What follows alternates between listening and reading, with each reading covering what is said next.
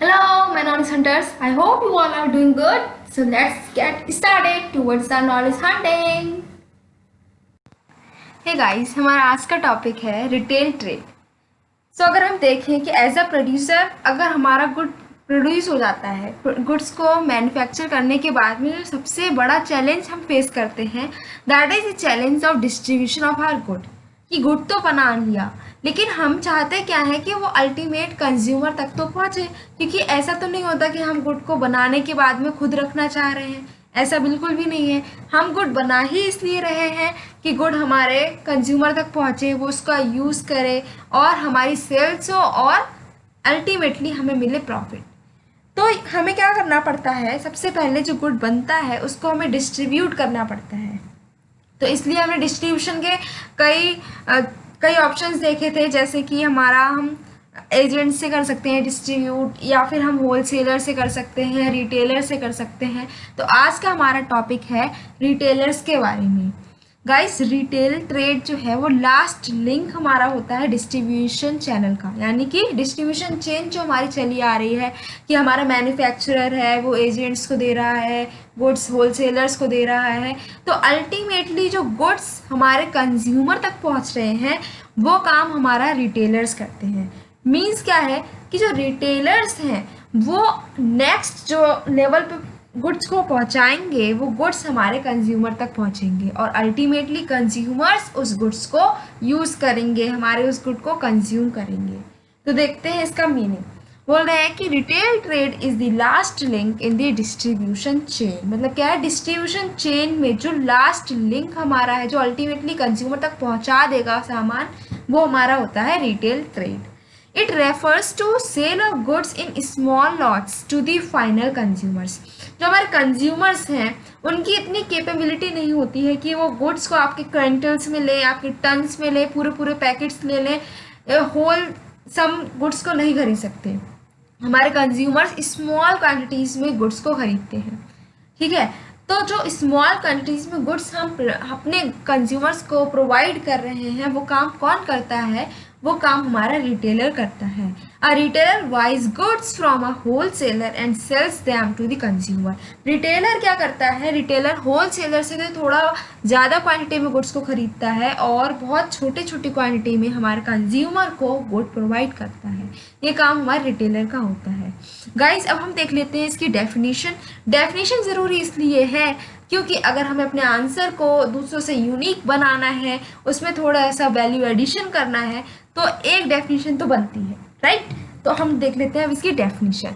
Guys, यहाँ पर दो डेफिनेशन में प्रोवाइड की गई है, दोनों बहुत इजी हैं, तो इट्स बेटर कि हम दोनों ही डेफिनेशन देख लें और दोनों को ही आंसर में कोट कर दें, राइट। तो अब देखते हैं पहली definition, that is from the कंडेफ एंड स्टिल। जो कंडेफ एंड स्टिल है, इन लोगों ने क्या करा है, एक डेफिनेशन दी है।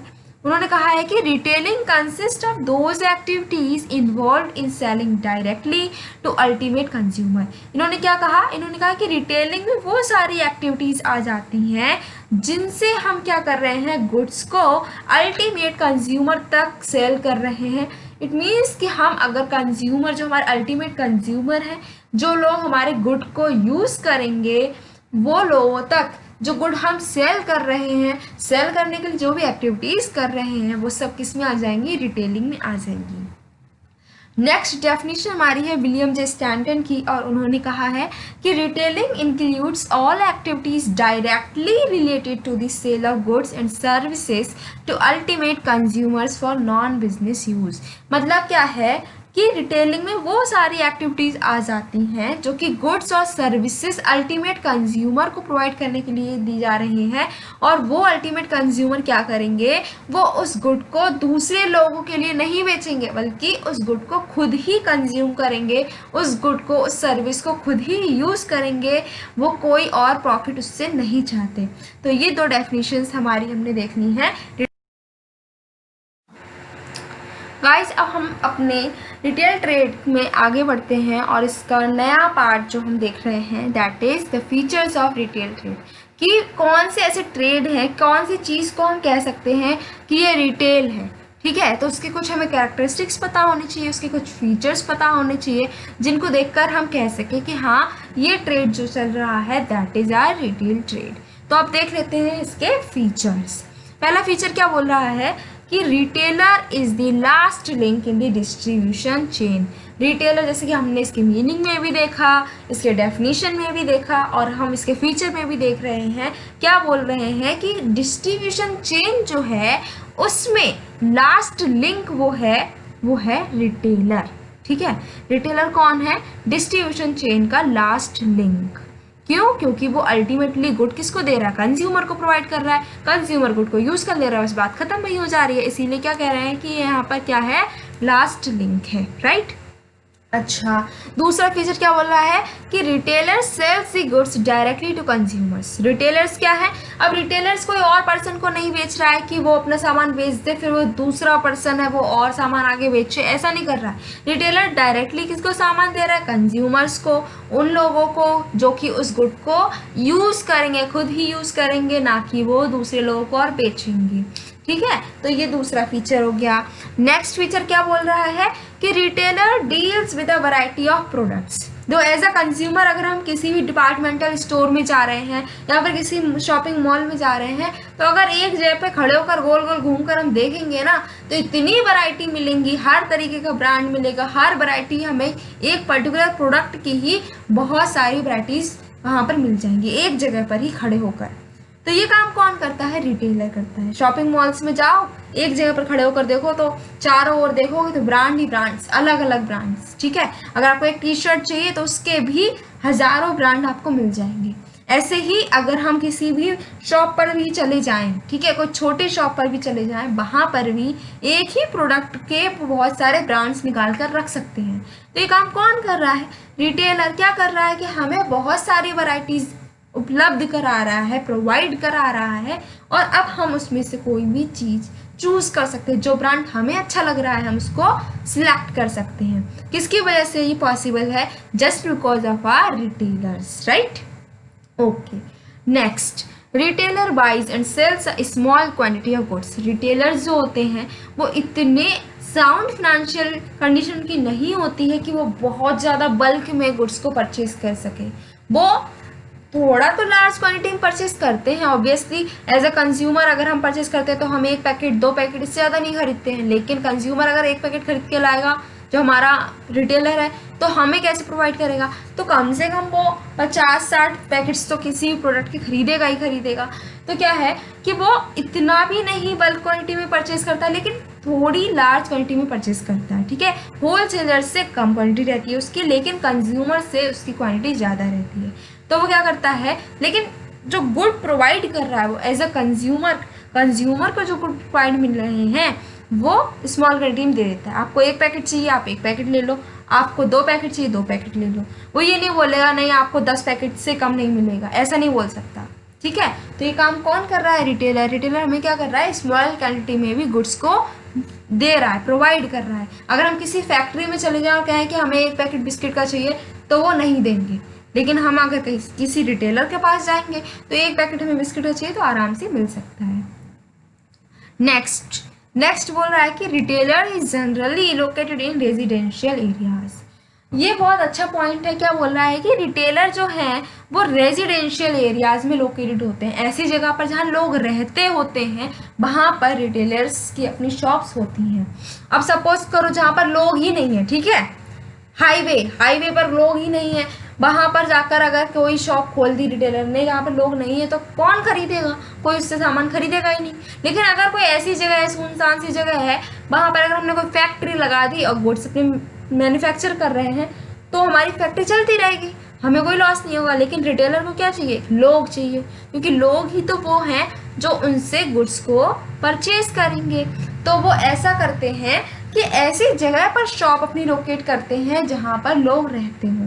जैसे अगर हम अपने कॉलोनी में, अपने एरिया में भी देखेंगे तो क्या होगा कि हम अपनी शॉप्स वहीं देखेंगे जहाँ पर हम रह रहे हैं। हम रह रहे हैं तो हमारे आसपास ही शॉप्स हैं, तभी तो हम आराम से अपना जो भी सामान हमें चाहिए वो मिल जाता है। किसी भी टाइम हम जाकर सामान को अवेल कर सकते हैं।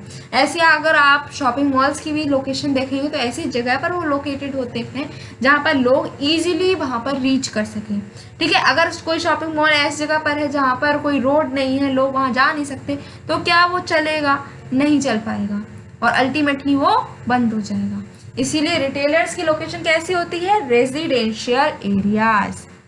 अपने आसपास भी देख लो, 2-3 शॉप्स तो आराम से मिल ही जाएंगी।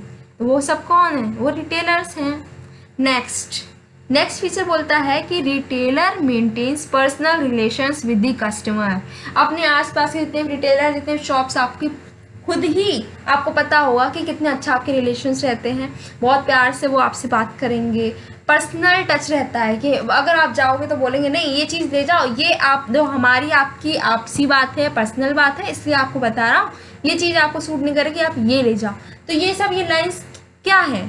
ये वो क्या कर रहे हैं? वो आपसे पर्सनल रिलेशंस इस्टेब्लिश कर रहे हैं, क्योंकि उनको पता है कि ये वही कस्टमर्स हैं जो हमारे प्रॉफिट अर्निंग में हेल्प करेंगे, जिनकी वजह से हमारी शॉप चल रही है। तो उनको क्या करना पड़ता है कि पर्सनल रिलेशंस कस्टमर से मेंटेन करने पड़ते हैं। अब जैसे सपोज कर लो कि कोई एक ब्रांड है, ठीक है, सपोज डव है, तो डव का जहाँ मैन्युफैक्चरिंग हो रही है वो लोग क्या आपको जानते हैं? नहीं। लेकिन जो शॉप है, ठीक है, जहाँ से आप वो डव का पैकेट लेकर आ रहे हो, वो लोग आपको अल्टीमेटली और बहुत अच्छे से जानते हैं। क्यों? क्योंकि उनको पता है कि अल्टीमेटली वो गुड किसको प्रोवाइड करना है? आपको करना है। तो उनका रिलेशन किससे? आपसे। That is why they maintain a personal relation with you. Now the last feature of retail trade is that retailers act as a middle man between wholesalers and customers. Wholesalers और customer के बीच में जो काम कर रहे हैं वो है हमारे रिटेलर। कस्टमर को क्या परेशानी है, क्या फीडबैक है उनका किसी प्रोडक्ट को लेकर, वो किसको बताते हैं? हमारे रिटेलर को। रिटेलर वो सारा फीडबैक ले जाकर किसको बताता है? होलसेलर को।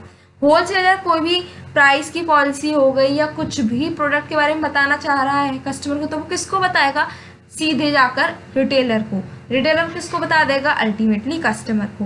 तो इन दोनों के यानी कि होलसेलर और कस्टमर के बीच में जो काम कर रहा है, इन दोनों के बीच का मिडल मैन कौन है? हमारा रिटेलर। तो ये सारे फीचर्स हमारे हैं किसके? रिटेल ट्रेड के। और ये सारे फीचर्स आपको याद नहीं करने हैं, आपको बस ऑब्जर्व करना है। अपने आसपास की शॉप्स ले लीजिए और उनमें देखिए क्या ये फीचर्स फिट बैठ रहे हैं। ऑब्वियसली फिट बैठेंगे क्योंकि दोज ऑल आर रिटेलर।